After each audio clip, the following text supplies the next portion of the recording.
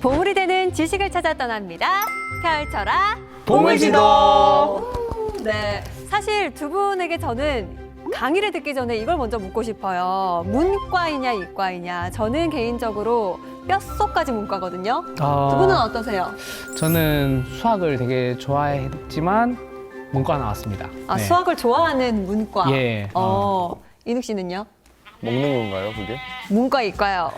문과 이과 먹는 것도 있긴 한 것 같아요. 저 운동만 해가지고 네. 이게 뭐 어떻게 나눠지는 거죠? 와, 어떻게 나눠지느냐. 야, 어렵다. 문과 이과가 근데 이제 야구를 어렸을 때부터 하면은 굳이 나누지 않나요? 나누진 않죠? 어. 교실을 안 들어가서. 예체능과. 교실을 들어가지 않으니까 그쵸. 내가 문과인지 이과인지 네. 아직 모른다. 그 와서 들은 얘기인데 네. 그 아빠님의 문과라고 하는 것 같더라고요. 대체로 그런 네. 쪽이 많아요. 제가 3반보다 넘어간 적이 없으니까 문과인 것 같아요, 아마도. 그럼 문과인가 봐요. 네, 문과인 걸로. 이렇게 문과 세 명을 두고 어떤 강의를 펼쳐주실지. 사실 오늘 모실 또 선장님이 문과, 이과 할 것 없이 두루 활동하고 계신 분이거든요. 아마 저희도 이해를 잘 할 수 있게끔 설명해 주시지 않을까 생각이 듭니다. 오늘의 주인공 모셔보겠습니다. 선장님 나와주세요. 네, 안녕하십니까. 박재식입니다. 네, 반갑습니다. 이렇게 또 반갑습니다. 불러주셔서 정말 감사합니다.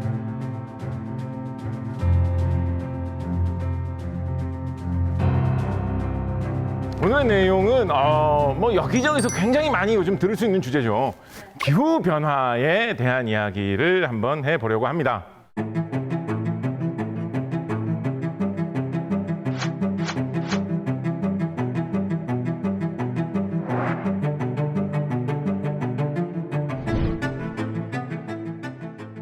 우리나라에 1400년대, 그러니까 15세기에 나와 있는 글 중에 유두류록이라고 하는 그런 글이 있습니다. 여행기 같은 거예요. 두류산이라는 산을 김종직이라는 사람이 이렇게 돌아보고 이 산이 뭐 어떻게 생겼네. 두류산 돌아본 썰 푼다. 대구에 지금의 두류 말하는 거. 그 산 아닙니다. 그거 아니에요? 네. 저 훨씬 그 근처에 더 크고 살거든요. 많은 사람들이 찾는 산입니다. 아. 지금은 무슨 산일까요? 요즘 딴 이름을 바뀌어서 불리고 있어요. 백두산, 남한에 있는 산입니다. 한라산, 분위기 비슷하게 잡으셨어요. 지리산. 지리산. 그 분위기요. 지리산. 오. 네, 지리산의 옛 이름이 두류산이었습니다. 두류산을 돌아다니다가 이 사람이 이상한 전설을 하나 듣습니다. 두류산에 배바위라는 바위가 하나 있다는, 산 중턱에 있는 높은 데 있는 바위예요. 근데 바위 이름이 배바위거든요. 대바위. 바위가 배처럼 생겨서 배바위라고 하는가? 산 꼭대기 근처에 바위가 있는데 배바위라고 부르는 거예요. 이상하잖아요. 길 안내해 주던 사람이 설명을 해줍니다. 이 바위가 왜 배바위가 됐는지. 그 사람의 설명에 따르면 먼 옛날에 어마어마하게 엄청나게 큰 홍수가 한번 나타나는 거예요. 온 세상이 그래서 대홍수 때문에 물에 다 잠겼다라는 거예요. 세상에 있는 수많은 것들이 다 쓸려 내려가고 물이 계속 차올라가지고 어디까지 차올랐겠습니까? 그 지리산도 윗부분만 남고 거의 잠길 정도로 엄청난 홍수가 났다라는 거예요. 그 상황 속에서도 어떻게 저떻게 살아남아가지고 일부 착한 사람들이 겨우겨우 배를 타고 대피한 사람들이 있었는데, 그 사람들이 배를 타고 떠돌아다니다가 잠깐 쉬어간다고 이렇게 물 위에 솟아나온 바위에다가 배를 대고 배를 묶어가지고 잠깐 쉬어갔는데, 지금 물을 빠지고 나서 보니까 그 바위가 지금 산 꼭대기 근처에 있는 이 바위다 라고 해서 그 바위 이름이 배바위가 됐다라는 것입니다. 그러니까 얼마나 홍수가 크게 났으면 물이 이렇게 산 꼭대기 높은 곳까지 찼다라는 거를 우리에게 알려주기 위한 그런 전설이죠. 이런 식의 전설은 여러분이 여러 곳에서, 다른 곳에서도 많이 들어보았을 것입니다. 우리나라뿐만 아니라 뭐 세계 각지의 온갖 전설, 신화 속에서 이런 대홍수 이야기는 많이 내려오고 있죠. 네. 이런 이야기는 우리가 대충 어떤 건지 한번 비슷한 버전으로 어디선가 한번 들어봤어요. 맞아요. 그렇다 보니까 요거를 이용을 해가지고 기후 변화에 대해서도 경각심을 불어넣어 주려고 하는 그런 식의 이야기들이 과거에 사실 많이 있었습니다. 우리가 산업사회가 되면서 사람들이 기술을 발전시키고 산업을 발전시키고 경제를 발전시키면서 굉장히 이렇게 흥청망청 타락해서 막 살고 있다. 너무 낭비하는 삶을 살고 있다라는 거예요. 그렇게 이제 낭비하면서 살고 있으니까 그것 때문에 뭔가 죄를 받아서 지구가 그대로 가만히 있지 않아서 기후 변화가 일어나가지고 뭐 이런 건 들어보셨을 거예요. 남극과 북극에 얼음이 녹고 또 날씨가 더워지니까 바닷물이 불어나면 그러면 세상이 물에 잠기기 시작할 거다. 이런 식의 기후 변화 종말론이 한때 많이 좀 이야기되던 시절이 있었죠. 요점이 기후변화 종말론이 과연 다인가라고 생각하면 요점이 약간은 조금은 틀어져 있지 않느냐 이런 생각도 좀 들게 되었습니다. 요즘 기후변화 때문에 바닷물이 많아지고 해수면이 높아져가지고 잠기는 거 이런 것 때문에 고생을 하는 나라들 어디가 있느냐 막 이런 걸 이야기해 보면 자주 언급되는 나라들이 남태평양 쪽에 있는 그런 나라들입니다. 대표적으로 피지 같은 나라들 이런 나라들 많이 이야기되고 있는데요.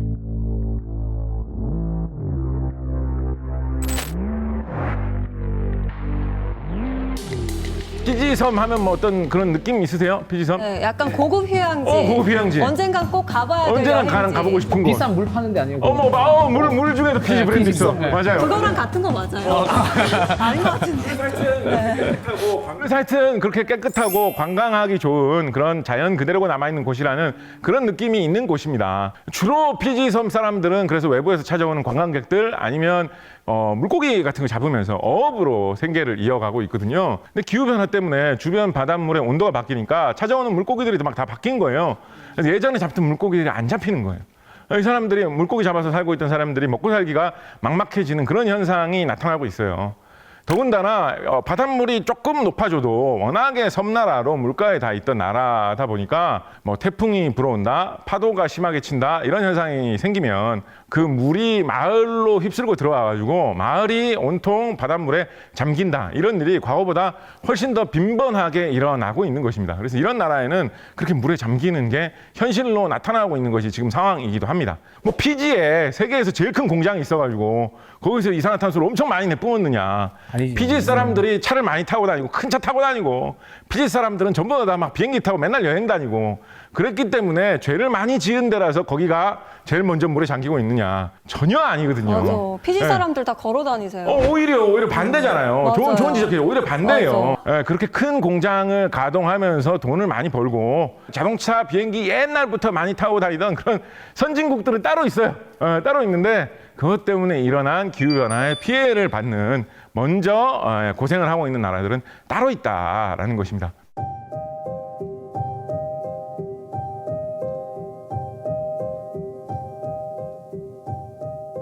기후변화 종말론이 우리가 기후변화라는 게 이렇게 심각한 문제다. 경각심을 갖기 위해서는 유효한 점이 있었는데 너무 기후변화 때문에 세상 다 끝장난다. 인류가 멸종된다. 이런 이야기만 너무 생각을 하게 되면 당면한 현실적인 문제를 좀 생각을 못하게 되는 경향이 있어요. 세상이 다 정말 종말될까? 이 세상이 다 끝장나고 또 나도 사라지게 될까? 너무 이런 큰 문제만 생각을 하게 되니까 한편으로는 지구가 종말한다 이런 식의 이야기만 생각을 하게 되면 너무 무력하잖아요. 세상이 종말하는데 내가 할 수 있는 일이 뭐 그렇게 있겠어요. 열심히 살기 싫어져요. 그런 것도 있고 네. 뭐 기후변화 이런 걸 막기 위해서는 무슨 뭐 일회용품 같은 걸 쓰지 말자 뭐 이런 얘기 많이 하잖아요. 근데 뭐 종이컵에 뭐 커피 같은 거 이렇게 마시는데 이거 종이컵 안 쓰면 지구가 종말할 게 안 하니까 뭐 그렇게 별로 감이 안 오거든요. 그래서 너무나 이런 종말론 이런 게 경각심을 갖는다라는 의미에서는 뭐 도움이 되는 이야기일 수 있지만 현재 기후변화 문제가 현실로 벌어지고 있는 지금 상황에서는 세상이 다 같이 종말하는 게 기후변화 문제다라는 거에만 너무 빠지는 것은 오히려 좋지 않을 수가 있다라는 이야기입니다. 네, 지난해 한반도를 강타한 111년 만의 폭염처럼 기후변화는 이제 현실로 다가왔습니다. 그렇다면 현실적으로 생각을 하면 기후변화라는 게 어떤 문제냐.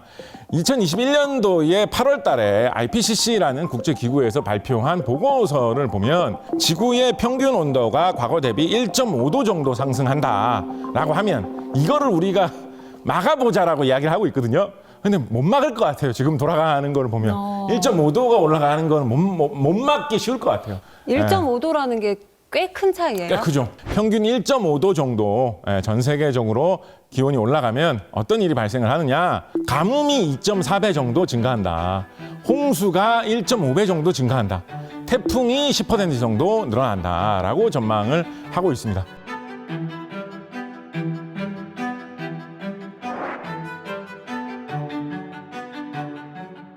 보통 도시에 사는 중산층 이상의 사무직 뭐 이런 걸로 일하시는 분들은 가뭄이 좀 늘어났다고 해도 보통 느끼지도 못합니다.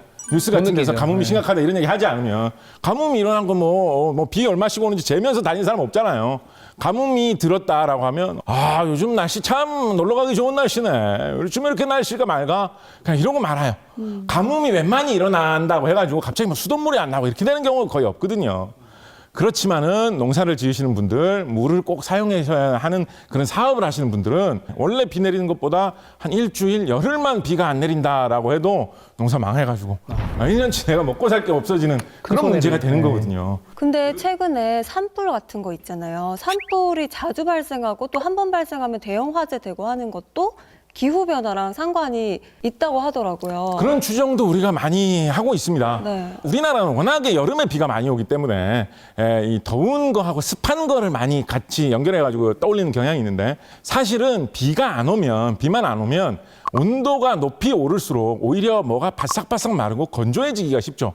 우리 헤어드라이어기 사용할 때도 찬바람 나오는 게 아니라 뜨거운 바람 나오잖아요. 네. 그래서 비만 안 오는 날씨면 기온이 높아지면 모든 게 더 잘 마르게 되는 거예요. 그래서 예전에는 뭐 담배꽁초나 불씨 조금 날려도 불이 안 날 상황인데도 기후변화 때문에 워낙에 온도가 높은 날씨인데 비가 안 오는 봄철이나 가을철, 겨울철에 따뜻한 날씨가 지속이 되면 건조해져서, 세상이 네. 엄청 다 말라가지고 약간의 불씨만으로도 산불이 크게 나는 이런 일이 발생을 하는 거죠. 거기서도 마찬가지 현상이 발생해요. 산불을 난다고 해가지고 도시에서 아주 기름 많이 먹는 멋있는 차를 타고 다니면서 10m도 안 걸어 다니고 무조건 차만 타면서 아주 이산화탄소 배출 많이 하는 그런 부유한 삶을 살고 있다. 내가 사는 집에 산불이 날 가능성 별로 없잖아요. 나 도시에 살고 있는데 부유하게. 산불 난 곳에서 산불이 덮쳐와가지고 자신의 집을 잃고 자신이 일하던 산을 잃고 자신의 삶의 터전을 희생당하고 생명의 위협을 받는 사람들 그 외진 산골에 사시는 분들이거든요. 그분들이 보통 사람들보다 이산화탄소를 덜 배출하면서 생활했지. 그 사람들이 이산화탄소 배출 많이 하면서 사나라서 벌 받아가지고 거기 산불 나는 게 아니거든요. 그런 식으로 기후변화의 피해는 각계각층의 약한 고리를 공격을 하면서 우리 공동체를 이렇게 좀 좀먹는 게 기후변화다. 다 같이 뭐 종말하고 이런 거에 기후변화가 아니고 그런 식이다라는 것을 이해를 일단은 해 주시면 좋겠습니다. 이산화탄소 배출량에 있어 부유층이 더 큰 영향을 준다는 보고가 나왔습니다.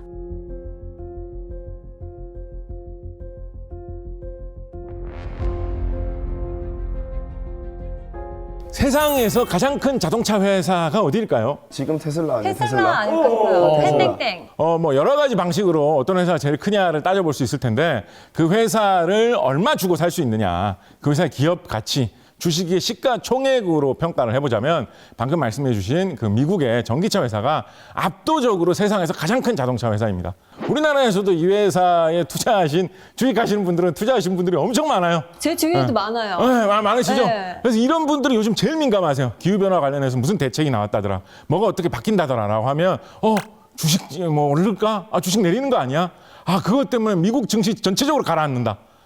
그런 현상이 요즘 비일비재하게 일어나고 있는 시대입니다. 한번 예를 들어서 한번 우리가 생각을 해봅시다. 예를 들어서 미국의 바이든 대통령이 어디 국제 무대에 가가지고 혹은 미국 전체를 대표하는 자리에 가가지고 앞으로 서민들을 위해서 어떤 자동차에게 정부가 좀 더 지원을 해주면 좋을까 이런 생각을 하는데 바이든 대통령이 어느 날 이런 생각을 했다고 생각해 봅시다. 그래도 아무래도 서민을 위한 자동차라고 하면 생선이나 야채 같은 거 트럭에 이렇게 싣고 다니면서 돌아다니면서 판매하는 이런 게 좀 미국에 그런 게 있는지는 모르겠어요. 예를 들어서 그냥 시나리오로 말씀드리는 거예요. 그러니까 아무래도 그런 트럭을 돌리는 경유차, 디젤 차를 좀 지원해 주는 게 서민을 돕는 길 아니냐라고 생각을 해가지고 바이든이 그런 이야기를 하면 미국 사람들 아마 되게 싫어할 거예요. 디젤차, 경유차는 유럽에서 잘 만드는데 왜 거기다가 돈을 주려고 하느냐. 미국을 대표하는 건 전기차 아니냐. 기후변화 문제 때문에도 전기차 서로 하려고 난리인데 왜 전기차에 투자를 해준다고 안 하느냐. 너무 독일 회사에서 돈 받아 먹었냐. 이런 식으로 공격하지 않겠습니까? 그럼 바이든 대통령 나와서 얘기할 수밖에 없는 거예요. 다들 전기차를 타야 됩니다. 국제 무대에 가서도 딴 나라에 가서도 우리 기후변화 문제를 해결하기 위해서는 다 같이 전기차를 탑시다. 이제부터 전기차 안 타는 나라는 우리 미국이 제재를 하겠습니다. 이런 이야기 하지 않겠습니까? 그래야지 미국 산업이 발전하고 미국 자동차 회사가 잘 되고 미국 경제가 발전해서 미국 국민들이 다 박수 쳐줄 텐데 그런 식으로 전기차 기후변화에 대응할 수 있는 산업 쪽으로 세상이 흘러가는 흐름이 있다라는 것이죠.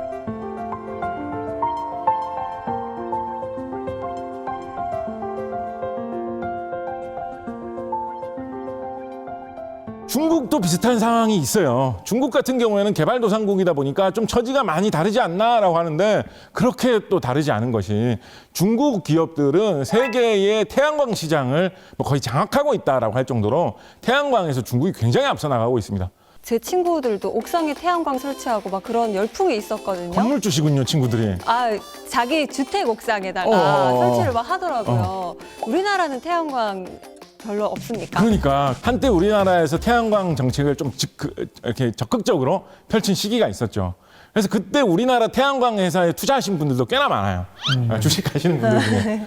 근데 그분들의 예상이 많이 빗나간 게 태양광을 우리나라에서 많이 한 거는 사실이지만 우리나라 회사에서 태양광 하는 것보다 중국 회사가 더 빨리 더 잘하다 보니까 오히려 우리나라 태양광 회사는 중국 회사에 눌려가지고 빛을 별로 못 봤어요. 유럽 같은 경우에도 상황이 크게 다르지 않아요. 예를 들어서 세계 최대의 풍력 발전 회사 어디에 있을까요? 제주도. 네. 덴마크 회사가 풍력 발전에서는 세계적으로 굉장히 앞서갑니다. 우리나라에도 가끔 보면 이렇게 산 같은 데나 바다 같은 데 큰 풍차 같은 거 이렇게 설치해 놓고 돌리는 그런 거 많이 하지 않습니까? 그런 거 새로 설치할 때 어느 회사가 사업을 하느냐 알 수 없는 이상한 외래어로 된 유럽 회사가 같이 합작을 해서 사업을 한다 이런 이야기 많이 볼 때 있거든요. 유럽 사람들 뭐라고 얘기하겠어요? 기후변화 시대에 석탄, 석유 이런 것보다 풍력을 많이 써야 된다. 그런 이야기 많이 하게 하고 다니겠죠. 그렇게 하면 할수록 풍력 발전 많이 판매를 해서 유럽 경제에 도움이 되니까 그런 것입니다.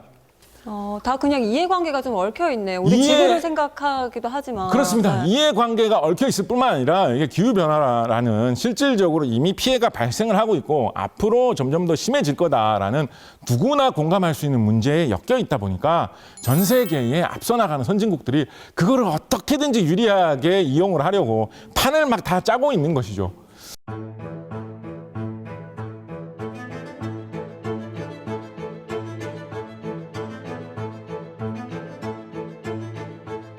금년에 굉장히 크게 문제가 되는 것으로는 CBAM. 시밤? 시뱀? 시밤? 시뱀요?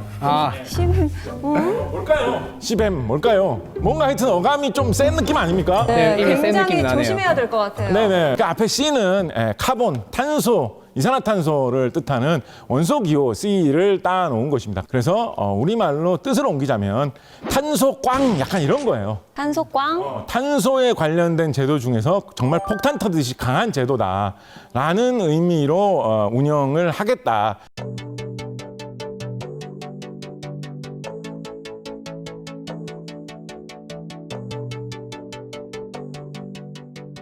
사실은 관련 업계에서는 굉장히 무시무시하게 여기고 있는 제도입니다. 유럽이 아닌 나라에서 유럽 당국이 정해놓은 품목의 제품을 유럽으로 수출을 할 때 만약에 그 나라의 그 제품을 판매한 그 회사가 파는 쪽이 이산화탄소 배출을 줄이기 위한 노력을 유럽 회사보다 덜 하고 있다면 그 차액만큼을 돈으로 내라라는 거예요. 한국 회사에서 무슨 제품을 시멘트를 유럽에 한 보따리 수출을 하려고 한다. 근데 가만 보니까 한국 회사는 유럽만큼 이산화탄소 배출을 줄이기 위해서 그렇게 노력을 안 하는 것 같다라고 판단이 되면 그 차액만큼은 돈으로 유럽 당국에다 내고 팔아라라는 그런 형태의 제도입니다. 좀 세네요. 근데 이게 약간 어떻게 보면 불공정할 수도 있을 것 같은 게 사실 유럽이나 선진국 같은 나라는 일단 기술이 발전이 되어 있잖아요. 그래서 탄소를 낮출 수 있는 뭔가 기술도 어느 정도 보급이 됐을 수 있는데 이제 막 개발을 시작하는 그런 나라들은 따라가기 바쁘잖아요. 근데 이런 것까지 다 맞출 수가 있을까요? 나중에 그 격차가 더 커질 것 같은데. 정확하게 보셨습니다. 그래서 사실 이게 불공평하다라고 볼멘 소리 하는 데도 많이 있어요. 그냥 쉽게 생각을 해봐도 예를 들어서 우리나라에 막 조선시대 막 이럴 때 그럴 때도 유럽에서는 이미 공장 같은 거 가동을 하고 산업혁명이 일어나가지고 막 별걸 다 만들고 전기도 쓰고 다 하고 있었거든요. 우리나라 조선시대 말 생각을 해보면 이산화탄소 배출이 거의 0이었겠죠. 기계 같은 거 돌리고 이런 거 없었으니까. 아무도 차 타고 다니는 사람들 없고 기차도 없고 이러니까. 그런데 그때 조선시대에 유럽 사람들이 조선에 와가지고 당신 나라는 이산화탄소 배출 진짜 안 하네요. 대단하십니다. 이러면서 돈 줬느냐. 그런 일 없었잖아요. 옛날에 그런 일 없었잖아요. 옛날에는 그런 거 없이 뭐 이산화탄소 배출 좀 할 수도 있지. 펑펑 배출하다가 지금 와서 이산화탄소 배출이 문제가 되니까 잠깐만 이제부터는 안 되겠다. 이제부터는 이산화탄소 배출을 줄이기 위해서 얼마나 노력을 했느냐에 따라서 뭐 돈도 내고 이런 식으로 하자라고 하면 아니 니들이 옛날에 배출했던 거는 문제가 안 되고 지금부터 문제냐? 우리나라의 공장을 지어가지고 또 좀 돌려보려고 하니까 이제부터는 안 된다는 거야? 이런 얘기 나올 수밖에 없겠죠. 그리고 이산화탄소 배출을 줄이기 위해서 얼마나 노력했느냐 그런 거가 기준을 따지기에 애매한 것들이 굉장히 많습니다.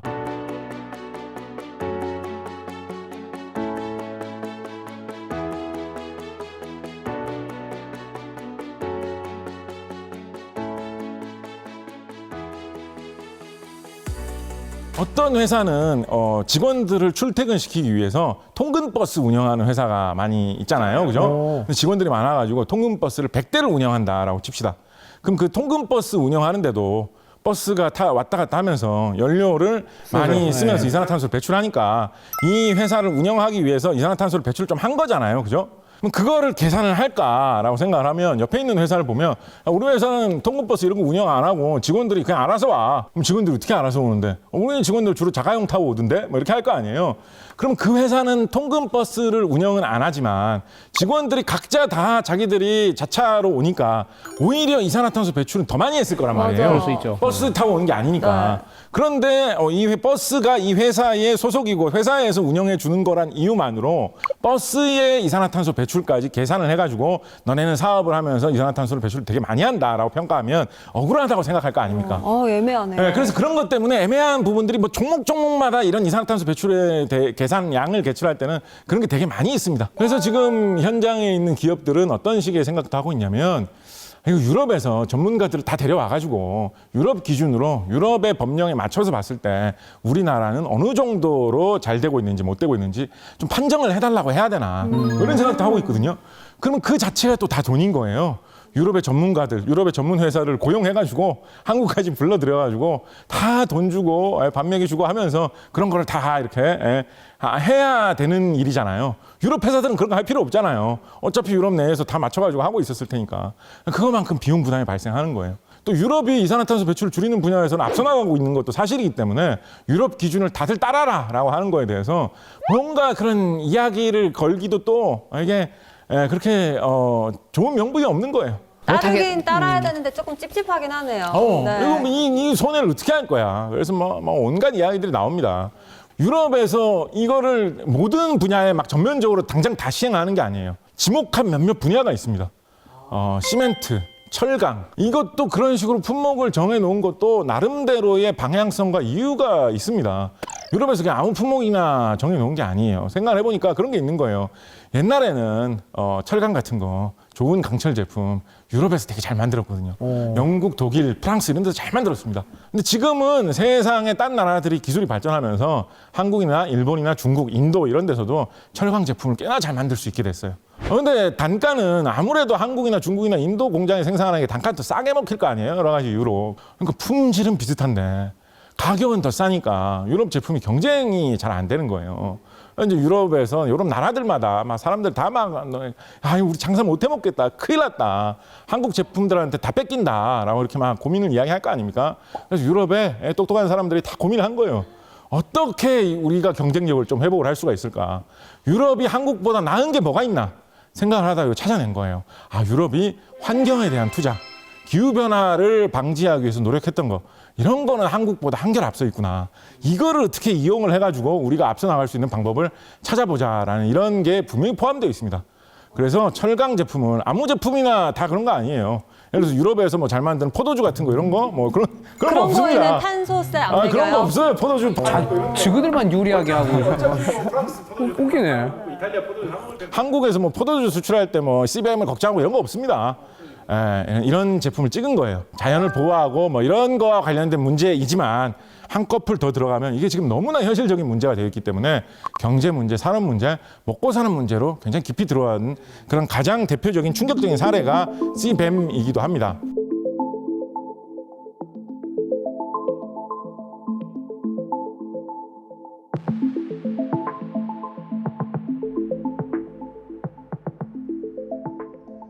대표적으로 아까도 전기 자동차 이야기를 했습니다만 그런 생각을 하죠. 기후변화를 일으키는 온실기체, 이산화탄소라는 거는 연료를 태울 때 발생을 하니까 연료를 안 태우고 기계를 돌릴 수 있으면 되는 거 아니냐라고 생각을 하는 거예요. 근데 그렇게 자동차라든가 다른 기계에 전기를 많이 이용을 하려면 당연히 이제 배터리가 있어야 되겠죠. 네. 그죠? 그래서 이제 뭐 전기 자동차 뭐 이런 거에 관심이 많으신 분들은 그것 때문에 또 우리나라 뭐 배터리 회사의 주가가 올라갔다 내려갔다 이런 거에 관심이 많으실 텐데 그래서 1차적으로 배터리하고 관계가 생기고 조금 더 이 시각을 조금 더 넓게 보면 어떤 게 있냐면 아까 태양광 풍력 이런 이야기를 했었는데 일단 뭐 제일 쉽게 태양광부터 이야기를 해가지고 태양광 발전에 가장 치명적이고 절대 극복하기 어려운 어떤 근본적인 단점이 뭘까요? 비가 오면 날씨에 이용을 따라서. 못해요. 더 화끈하게 생각을 해보면 네. 태양광은 밤에는 안 돼요. 그렇지. 맞아요. 그렇잖아요. 네. 태양광이니까 밤에는 안 돼요. 마찬가지로 구름이 너무 많이 낀다. 햇빛이 어두워진다 하면 그만큼 잘 안 되죠. 그죠? 한 가지 생각을 해볼 수 있는 방법이 배터리를 산더미처럼 쌓아놓고 건물 같은 걸 하나 만들어가지고 거기 배터리만 꽉 채워 놓는 거예요. 낮에 태양광 발전을 많이 해가지고 거기다 충전을 꽉꽉 시켜 놓는다라는 거예요. 저장을 해놓자. 저장을 해놓는다. 밤에 쓸 수 있게. 밤에 그걸 꺼내 쓴다라는 거예요. 이런 초대형 배터리를 흔히 이제 에너지 저장 장치라는 뜻으로 ESS라고 부릅니다. 그래서 태양광을 하려면 ESS도 같이 많이 해야 될 것이다라고 전망을 하시는 분들이 많이 있어요. 풍력도 마찬가지예요. 바람이 불 때는 이 바람개비가 잘 돌면서 전기가 많이 만들어지겠지만 가끔 바람 안 불면 어떡해요? 바람이 안 부는데 갑자기 내가 수술 중이다. 그래서 막 전등불 켜놓고 장비 이용해가지고 사람 수술을 하고 있는데 바람이 안 분다. 전기가 끊어지네. 그래서 안 되잖아요. 그래서 마찬가지로 배터리를 하나 갖다 놓고 큰 배터리를 갖다 놓고 거기에 계속 전기를 충전시켜가지고 쭉 쓴다. 이런 생각을 많이 하고 있어요. 그래서 재생에너지가 많이 퍼지면 퍼질수록 전기 자동차나 그런 전기를 사용하는 기계가 많이 늘어나가지고 배터리 수요도 늘어날 것이고 이 재생에너지의 단점을 보완하기 위해서 ESS, 에너지 저장 장치를 많이 설치하면서 배터리를 또 엄청 많이 사용하게 될 것이다 라는 생각을 사람들이 다 하고 있거든요. 전 세계 모든 나라들이 하고 있는 전망이에요.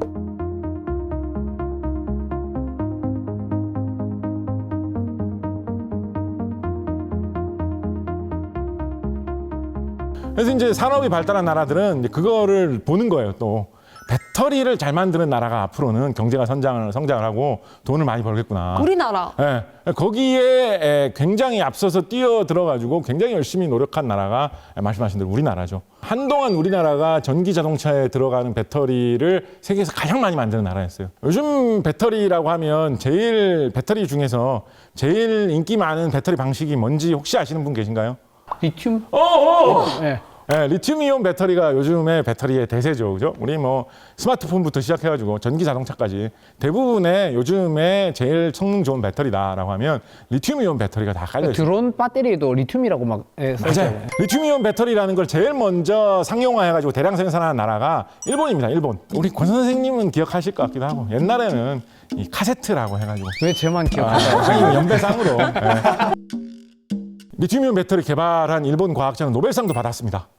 세상을 정말로 바꿔놓은 발명품이에요. 세계에서 두 번째로 리튬이온 배터리를 대량 생산하는 데 성공한 나라는 어디일까요? 우리나라. 한국입니다. 대한민국입니다. 진짜요? 그래서 우리나라가 이 배터리 산업에서 굉장히 앞서 나가 있었어요. 근데 엄청나게 치고 들어오면서 우리나라를 바짝 추격해 와가지고 요즘은 우리나라보다 세계에서 자동차용 배터리를 더 많이 파는 나라, 전기 자동차용 배터리를 더 많이 파는 나라가 중국입니다. 우리나라에서 주특기로 많이 생산하는 배터리를 흔히 이제 NCM 배터리다라고 합니다. 니켈, 코발트, 망간.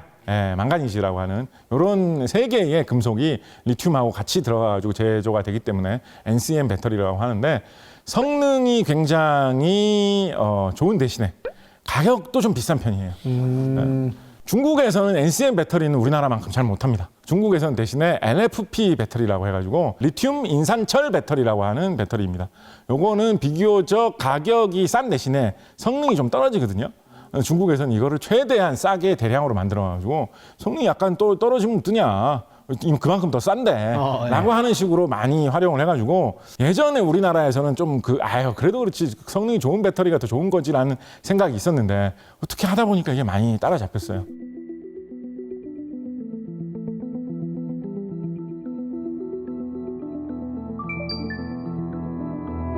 콩고 민주공화국이라는 나라 어디 있는지 아세요?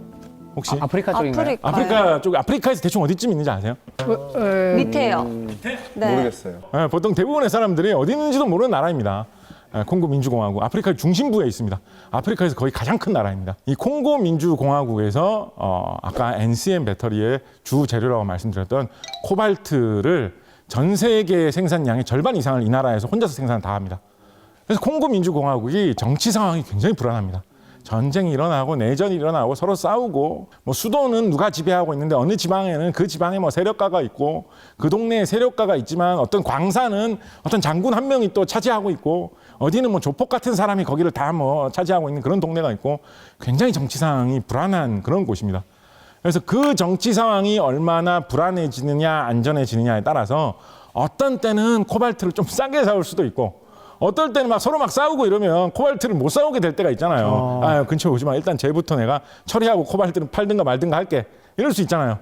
수급이 좀 불안정하네요, 그러면. 콩고 민주공화국의 평화가 찾아오지 않으면 코발트 가격이 안정될 수가 없어요. 그러면 우리나라 코발트를 많이 사용하는 우리나라 배터리 산업도 제대로 잘 될 수가 없는 거예요. 불안하네요. 그래서 이 기후변화가 가져온 변화가 세계를 우리가 평소에는 저 나라하고 우리나라하고 무슨 상관이 있을까 싶은 그런 멀리 떨어진 나라와 우리나라의 관계를 새롭게 하면서 온 세상을 변화시키고 있는 원동력 중에 하나가 기후변화 문제다라고도 말씀을 드릴 수가 있겠습니다.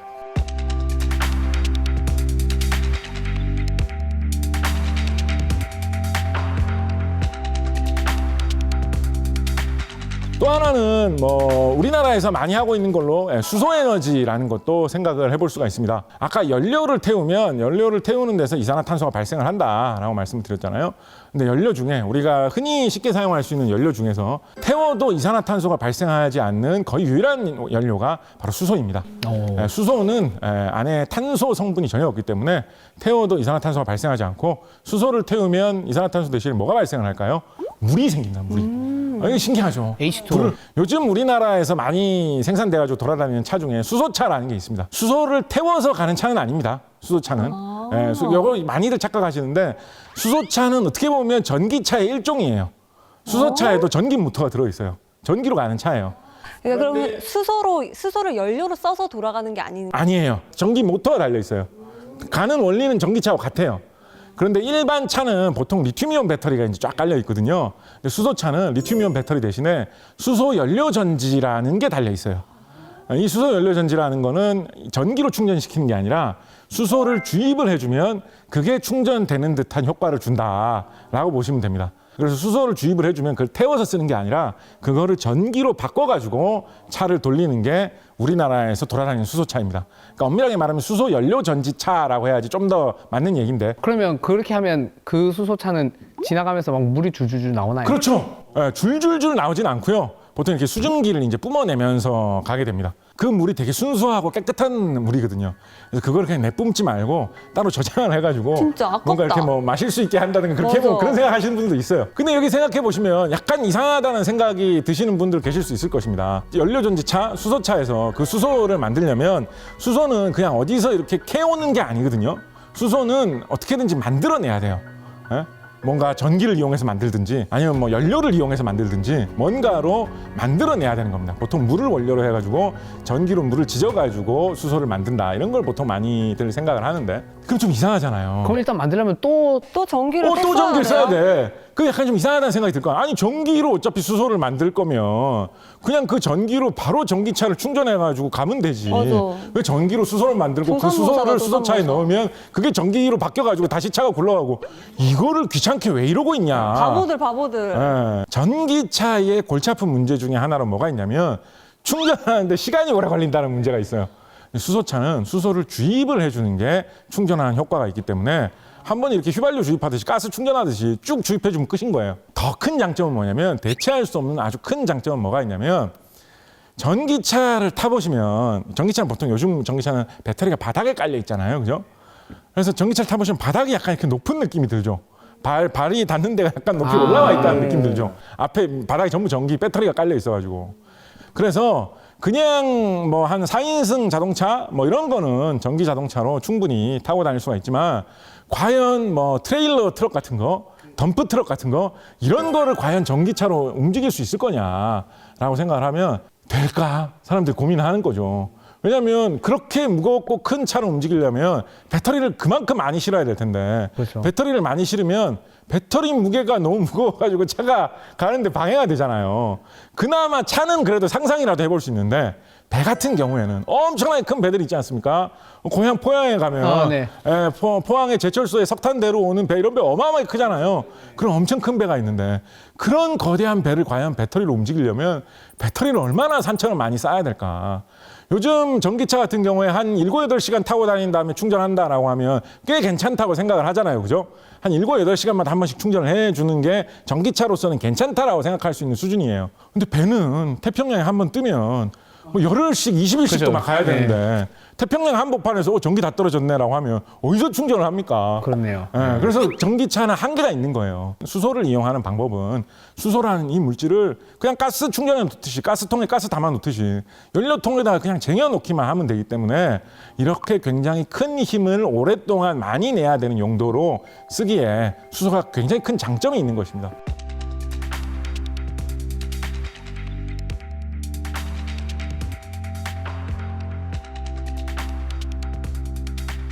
전기로 날아가는 비행기를 만들어가지고 거기에 사람을 많이 태우고 다닌다라는 거를 상상하기가 굉장히 힘든데 수소 같은 경우에는 이미 비행기를 초월해가지고 로켓을 수소로 날리는 경우가 많이 있습니다.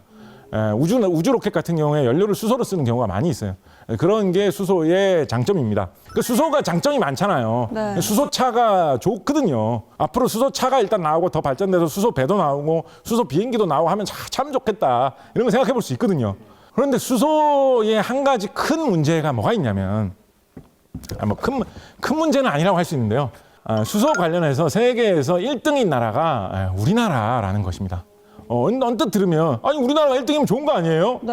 우리나라 1등인데 그게 뭐 문제예요? 이렇게 생각할 수 있어요. 근데 이런 기후변화와 관련된 문제, 전 세계가 합심해서 풀어야 되는 문제는 이런 게 역으로 문제거리가 됩니다. 수소차를 많이 팔려면 수소차 충전할 수 있는 충전소가 전국에 많이 퍼져 있어야지 수소차가 편리할 거 아닙니까? 그렇죠. 그죠? 인프라가 돼 있어요. 그래서 우리나라에서는 수소차 충전소 건설 사업을 열심히 많이 하고 있어요. 그죠? 근데 예를 들어서 미국에서 어떤 정치인이 수소차 충전소를 온 미국에 건설합시다 이러면서 이야기하고 다니면 너 한국에서 돈 먹었냐? 우리 미국은 전기차를 잘하는데 너 왜 갑자기 수소차를 좋아해? 수소차는 한국이 세계 최고잖아. 수소차 타기 편해져봤자 한국산 자동차만 많이 팔리지 미국에 도움되는 게 뭐 있는데. 중국, 뭐 유럽 마찬가지로 생각할 거 아니에요. 어떤 중국 사람이 중국에도 수소차를 널리 퍼뜨립시다 막 이렇게 이야기를 하면 중국산 배터리가 지금 한국을 제꼈는데 전기차를 많이 해야지. 수소차 충전소 중국에 많이 퍼뜨려봤자 한국이 차 팔기만 좋지. 중국에 다들 돌아오는 게 자기 뭔데. 이익만 생각하고 근데 그렇게 갈 수밖에 없잖아요, 세상이. 그러면은 1등 말고 한 2등 정도 하면 될 것 같아요. 그래서 약간은 어떻게 보면 전략적으로 생각을 해가지고 좀 강대국 힘센 나라하고 이렇게 좀 짜고 우리 한 2, 3등 정도만 그 하겠다. 정도만 하자. 너희들이 1등 하고 그래서 전 세계를 다 수소차로 가도록 좀 몰아줘라. 같이 장사하자. 이런 생각을 사실 좀 하고 있어요. 수소차가 잘 되려면 우리가 1등이다, 우리가 최고로 잘 나간다라는 것만 답이 아니라 이런 게 같이 이어져야 되는 그런 측면이 또 있다라는 것입니다.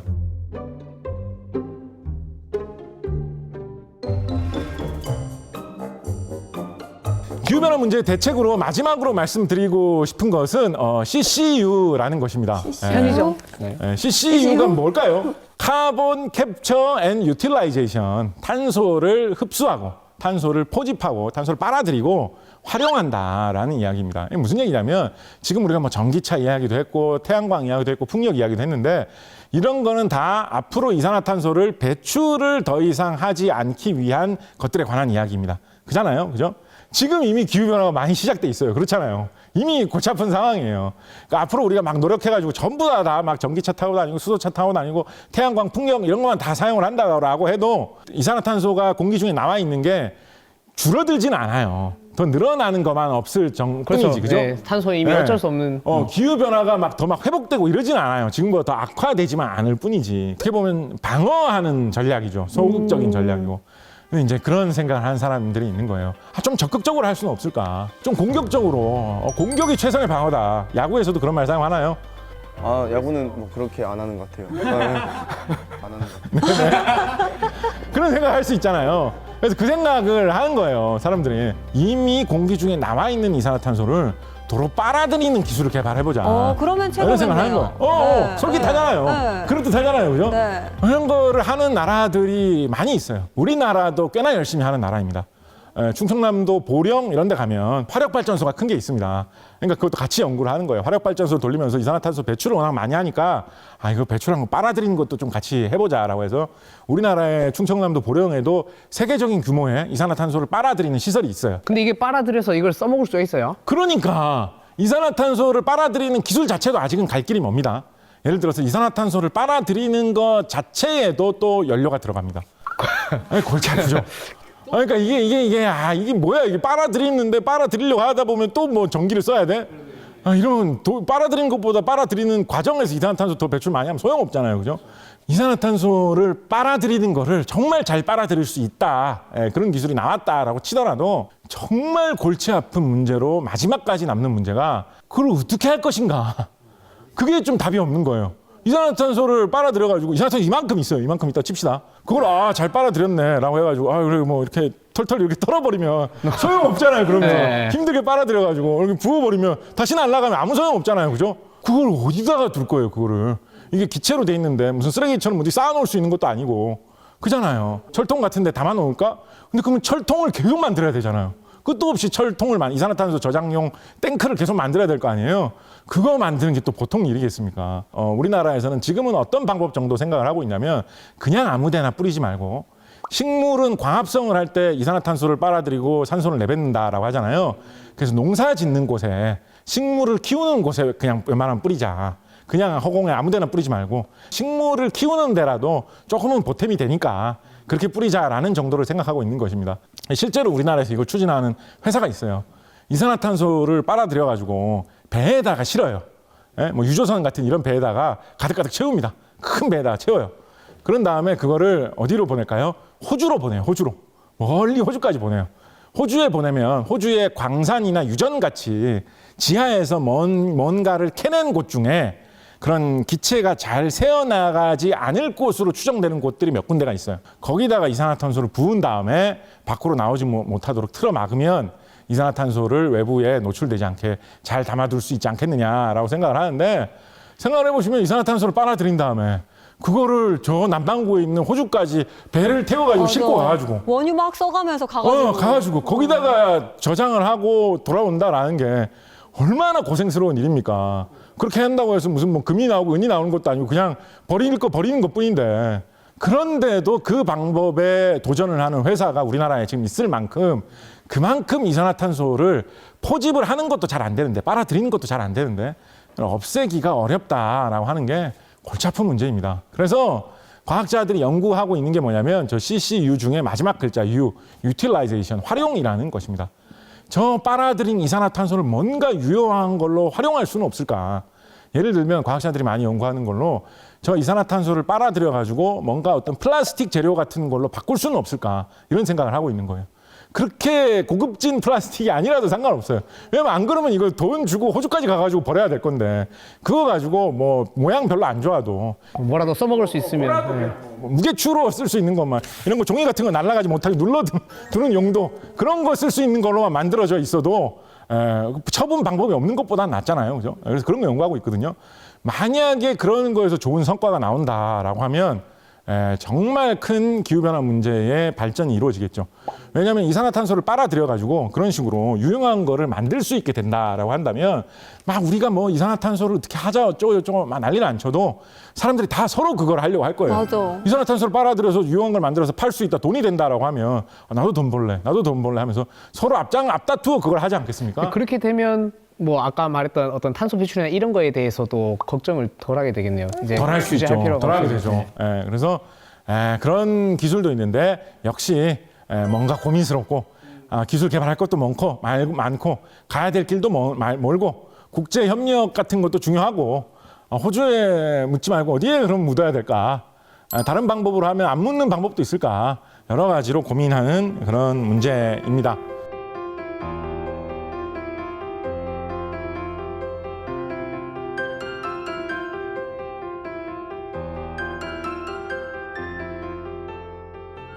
요즘 유행하는 말로 ESG라는 말이 있습니다. Environment, Social, Corporate Governance라는 약자를 따서 ESG라고 하는 것인데요.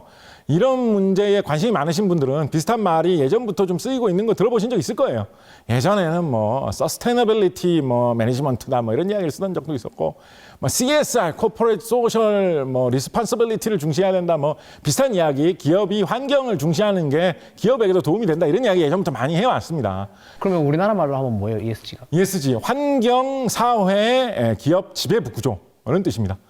불과 얼마 전까지만 해도 기업이 환경을 중시한다, 환경을 생각하는 기업이다라고 하면 보통 어떤 걸로 그걸 받아들이냐면 저 기업은 이미지를 좋게 하려고 환경에 투자를 한다. 저 기업은 소비자들한테 좋은 이미지로 일종의 광고와 선전의 목적으로 환경 보호를 한다고 설명을 한다라는 식으로 풀이를 많이 했어요. 실제로 그게 중심이었고. 그런데 요즘 ESG, 요즘의 환경 문제와 기업과의 관계라고 하는 것은 거기서 보는 시각이 좀 바뀌었습니다. 요즘은 단순히 환경에 대해서 투자를 하면 그 기업의 이미지가 좋아진다라는 것을 넘어서 가지고 딴 데 투자를 안 하고 환경에 대해서 투자를 하고 있는 걸 보니까 저 회사는 미래에 대해서 적극적으로 투자를 하는 회사구나. 저 회사는 앞으로 잘 되겠구나. 저 회사는 앞으로 더 성장할 기회가 있겠구나. 라는 경제적인 관점으로 환경 문제를 평가를 한다라는 것이죠.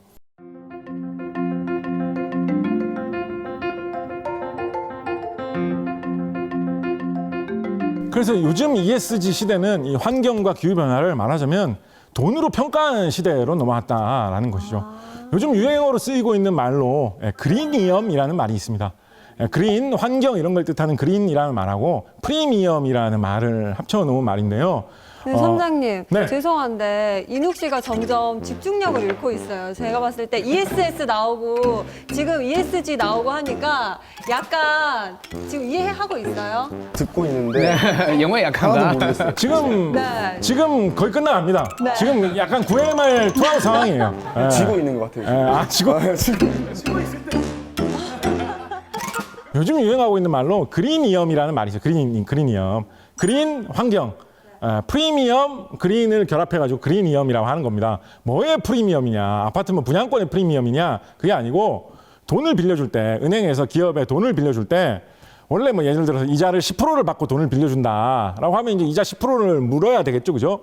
근데 이 기업이, 이 회사가 우리는 그 돈 빌려가지고 딴 데 투자를 안 하고 환경 문제에 기후변화를 대응하는 데 투자를 하겠습니다. 그래서 우리 회사에 이산화탄소 배출을 많이 하는 기계가 있었는데 그거를 연비 더 좋은 기계로 교체를 해가지고 이산화탄소 배출량을 줄이고 연료도 더 적게 쓰도록 우리 회사를 업그레이드 시키겠습니다. 그런 명목으로 환경보호 기후변화 대응이라는 명목으로 돈을 빌리면 이자에 프리미엄을 쳐줘가지고 좀 깎아준다라는 거예요. 너는 착한 회사구나 뿐만 아니라 그런 식으로 투자하는 돈이라면 회사가 분명히 발전하는데 도움이 될 거다. 그런 돈은 우리가 그만큼 니네 회사가 잘 될 거니까 그만큼 더 회수할 가능성이 높아지잖아요. 그죠? 그러니까 이자를 좀 깎아준다라는 거예요. 그런 그린이엄이 실제로 발생하고 있거든요. 요즘 그린이엄 잘 쳐주는 데는 0.25%까지도 쳐준다. 이런 기사가 금년 연초에 나온 적이 있어요.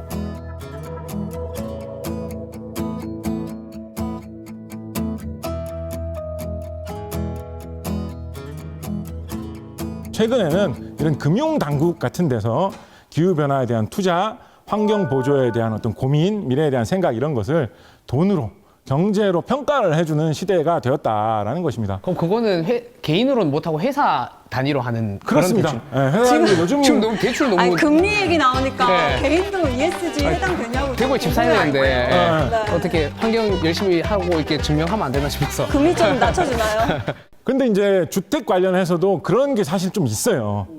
예를 들면 집이 단열 효율이 너무 떨어져가지고 냉방비, 난방비로 돈이 너무 많이 들어가는데 집을 좀 이렇게 개조를 해가지고 여름철에 냉방비 덜 들고 겨울철에 난방비 덜 나가는 쪽으로 집을 개조하겠습니다라고 하면 그거의 명목으로는 돈을 좀 잘 빌려준다 이런 게 있습니다. 환경 친화적인 네. 그래서 태양광 발전할 때 제 친구들도 열심히 건물 주신 분. 네, 열심히 했거든요. 태양광 열심히 깔고. 그런 게 있어요. 네. 그래서 요약해서 결론을 말씀을 드리자면 기후변화 문제는 이제는 경제 문제이고 산업의 문제가 되었다라는 것입니다. 이런 문제에 대해서 관심이 부족하고 노력이 부족하고 연구와 개발과 투자가 부족하면 결국은 뭐 기후변화 때문에 딴 피해를 받는 것보다도 우리의 어떤 일자리 문제, 그렇죠. 우리나라의 경제 발전 이런 것에서 타격을 받는 시대가 되었기 때문에 그런 면에서 더욱더 기후변화 문제와 환경에 관심을 갖자라는 말씀을 마지막으로 드리면서 마치도록 하겠습니다. 와. 아니, 저는 들으면서 기후변화하면 뭐 단순히 세상이 망한다 이렇게 생각할 게 아니라 진짜 우리 가까운 곳 주변에 사회 약한 고리가 피해를 당장 입을 수도 있고 그리고 또 기후변화 또 환경 문제를 생각하는 게 또 경제적인 측면이랑도 많이 연결이 되어 있구나. 일단은 좀 관심을 갖고 봐야겠다라는 생각이 들었거든요. 일단 그럼 우리 선장님께서 오늘 강의 쭉 해주셨잖아요. 한마디로 오늘의 강의를 정리를 해주신다면 어떻게 정리해 주실 수 있을까요? 기후변화 문제는 앞으로의 경제와 산업을 한 번에 완전히 뒤바꿔 놓을 역전 만루 홈런이다. 정리하도록 하겠습니다.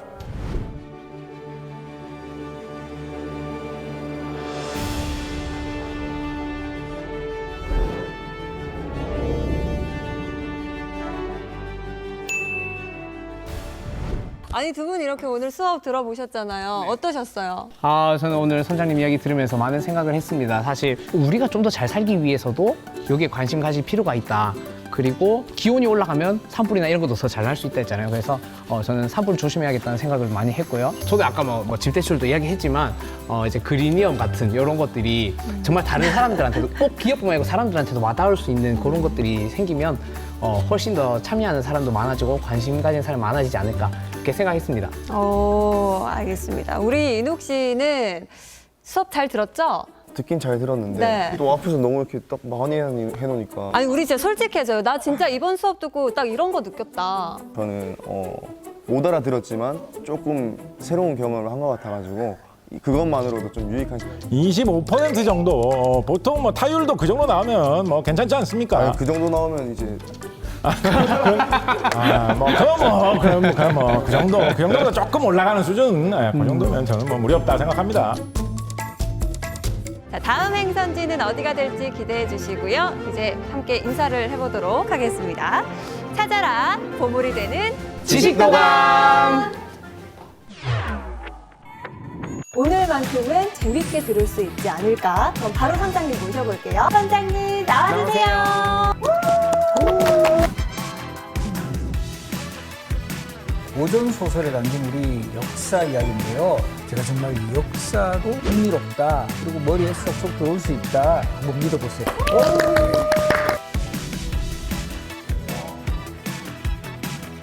홍길동이 실존입니다. 실존 인물이라고요? 순양전. 극적인 러브 스토리를 할까요? 사실 호구적인 상황이 많이 발생을 해요. 뭐 장원은커녕 합격하기도 힘들다. 홍길동전의 저자 누굴까요? 허경 그렇죠. 런닝맨에서 봤어요. 이렇게 TV가 공부에 도움이 된대.